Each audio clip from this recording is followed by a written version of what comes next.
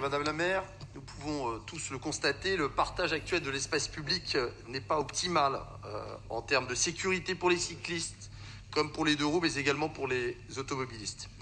Il est indispensable de renforcer la sécurité des cheminements piétons et des voies et pistes cyclables. La création des zones 30 peut être un moyen d'y parvenir, mais il est indispensable, et c'est l'objet de ce vœu, de rappeler que la concertation en amont avec les élus, avec les riverains, avec les associations, les conseils de quartier, est absolument nécessaire. C'est eux qui sont les principaux impactés.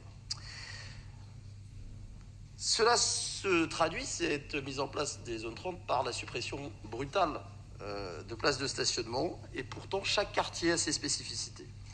Ce vœu est donc une simple demande formelle pour que le processus de déploiement des zones 30 se fasse dans un climat de dialogue et d'échange préalable à tous travaux d'aménagement.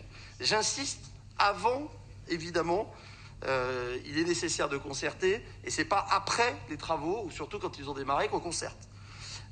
Donc nous demandons une information claire et précise sur les futurs plans de circulation, notamment liés à ces zones 30, ainsi que sur le devenir des espaces libérés, car supprimer des places de stationnement pour supprimer des places de stationnement n'a absolument aucun sens. Je vous remercie. Votre réponse, Monsieur Béliard, mais vous ne répondez pas sur la méthode.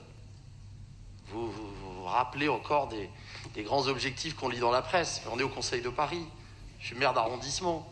Je vous demande de nous expliquer quelle va être la méthode pour consulter au plus près dans les quartiers.